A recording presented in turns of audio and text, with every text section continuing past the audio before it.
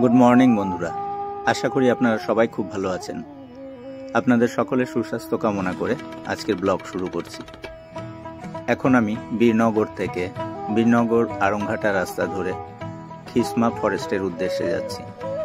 খিসমা forest Birnagar rail station থেকে প্রায় 5 kilometre আর গেদে লাইনের আরংঘাটা রেল স্টেশন থেকে 2.5 কিলোমিটার দূরত্বে।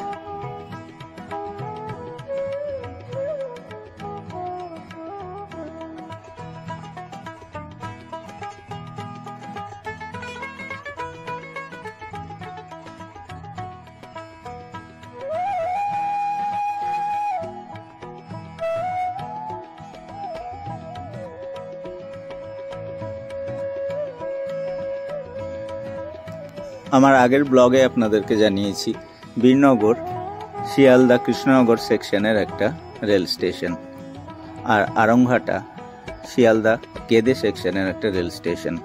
আপনারা খিসমা ফরেস্টে আসতে গেলে আরংঘাটা থেকেও আসতে পারেন, আবার বীরনগর থেকেও আপনারা এখানে আসতে পারেন।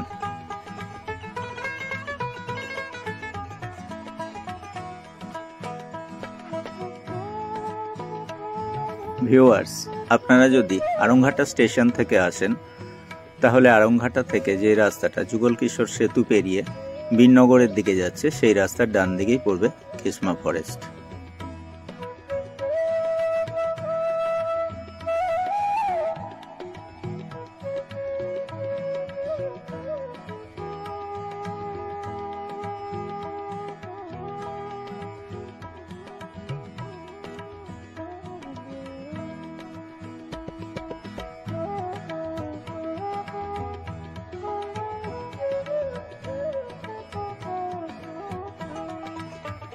বীরনগর থেকে আরংঘাটা আগামী রাস্তার বাঁহাতে খিসমা ফরেস্ট। নবনির্মিত বন্ধন স্কুলে ঠিক আগেই খিসমা ফরেস্ট পড়বে এবং চারিদিকে চাষের জমি এবং লোকালয়ের মাঝখানে হঠাৎ করেই একটা বিরাট বড় ফরেস্ট এরিয়া।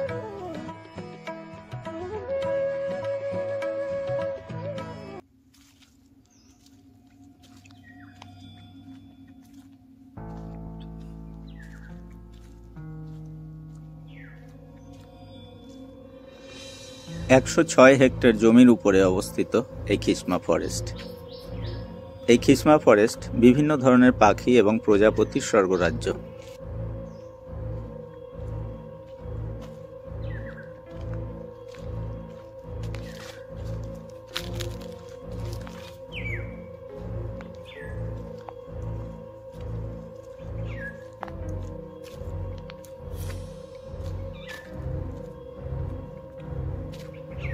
এই ফরেস্টে প্রবেশের জন্য কোনো মূল্য ধার্য নেই, তবে আপনারা এখানে আসলে পানীয় জল এবং শুকনো কিছু খাবার নিয়ে আসতে পারেন।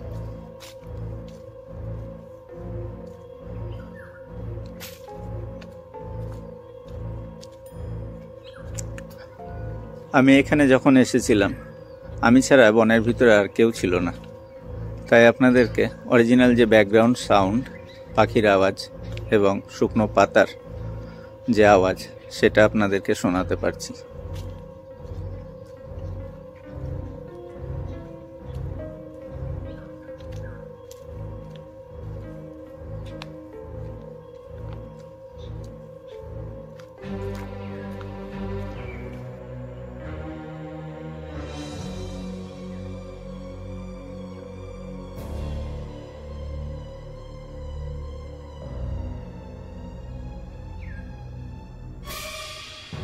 বাইক নিয়ে জঙ্গলের খুব গভীরে যাওয়া যায় না, কারণ রাস্তার মাঝখানে একটা গাছ পড়ে রয়েছে এবং ইচ্ছাকৃতভাবে গাছটাকে সরানো হয়নি যেন বাইক নিয়ে জঙ্গলের গভীরে কেউ না যেতে পারে।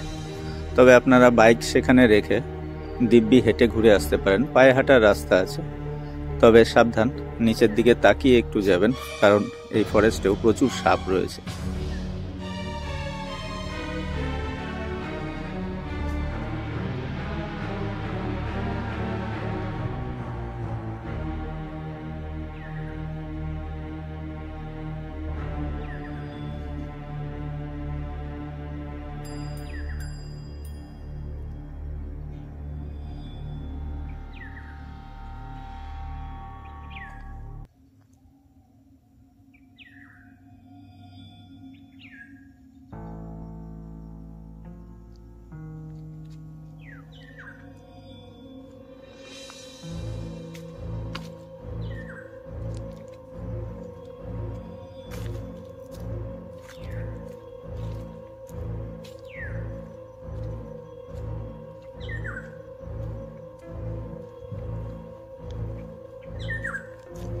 আপনারা কখনো এখানে আসলে দুজন আসবেন কম করে, কারণ একা এখানে আসলে আসলে আপনাদের একটা ভয় বা অন্য কোনো ধরনের ফিলিংস আসতে পারে।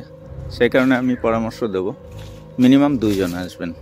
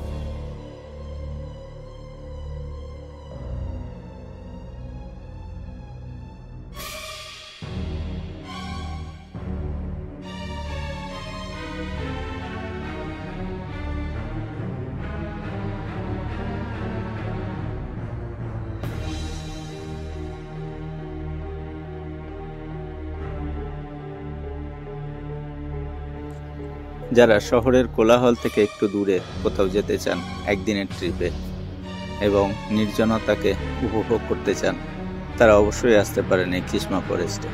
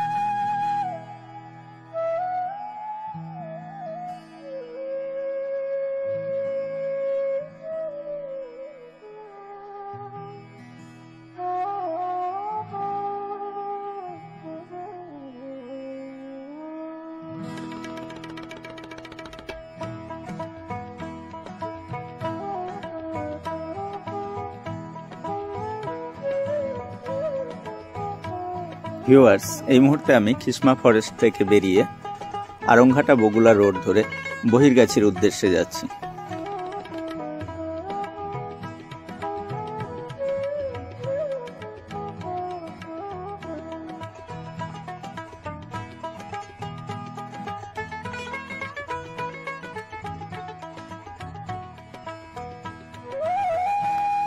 প্রাকৃতিক সৌন্দর্যের অপার ভান্ডার এই বাংলা। আপনাদেরকেও আমি অনুরোধ করব, প্লিজ আপনারা আপনার আশেপাশে গ্রামগুলো একটু ঘুরে আসুন। আর একান্তই যদি সময়ের অভাবে না বেরোতে পারেন, তাহলে আমার ব্লগগুলো নিয়মিত দেখতে থাকুন এবং ঘরে বসেই বাংলার বিভিন্ন গ্রামে ঘুরে আসুন।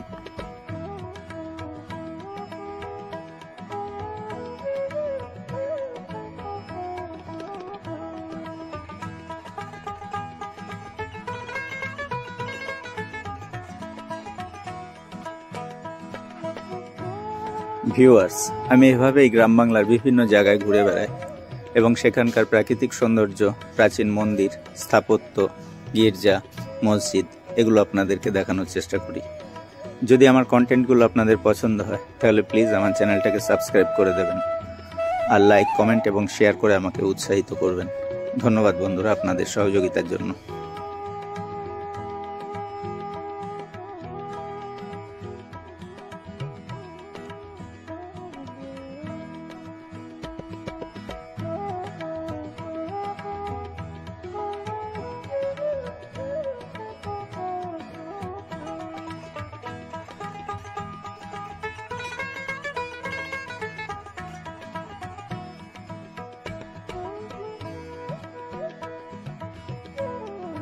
রেলপথে আরংঘাটার পরে বহিরগাছি, তারপরে শান্তিনগর হল্ট, তারপরে ভায়না। আজকে আমি ভায়না পর্যন্ত যাব এবং আপনাদেরকে ভায়না পর্যন্ত যাওয়ার পথের ধারে যে প্রাকৃতিক সৌন্দর্য সেটা আপনাদেরকে দেখানোর চেষ্টা করব।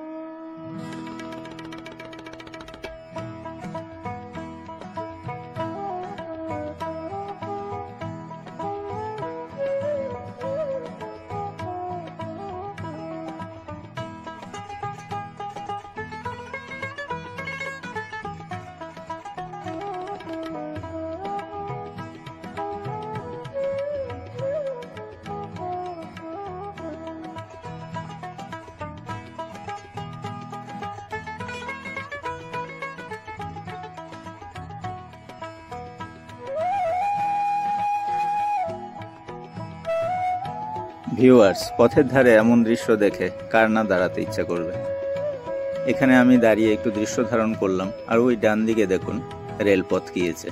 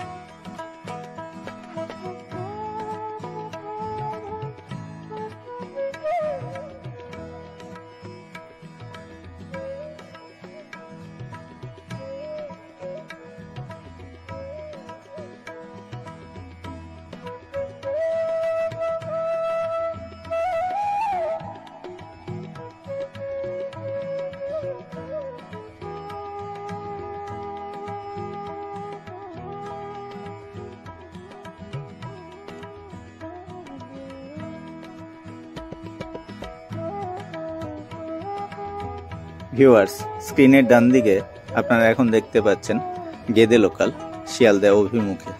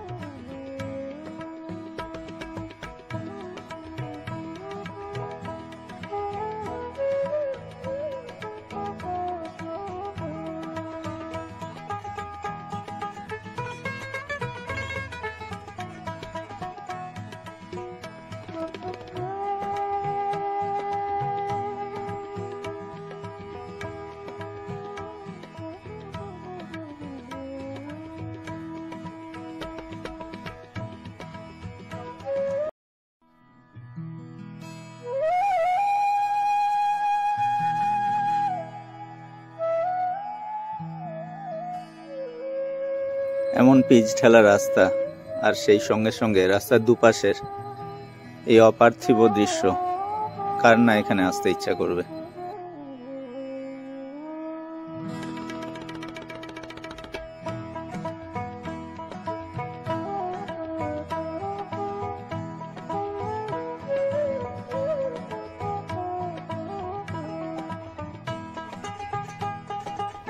আমার যে ভিউয়ার্সরা বাংলাদেশ থেকে দেখছেন তাদেরকে অনুরোধ করব, প্লিজ আপনারা কমেন্ট করে জানাবেন বাংলাদেশ এবং এপার বাংলার প্রাকৃতিক সৌন্দর্যের কি পার্থক্য আর কি মিল রয়েছে।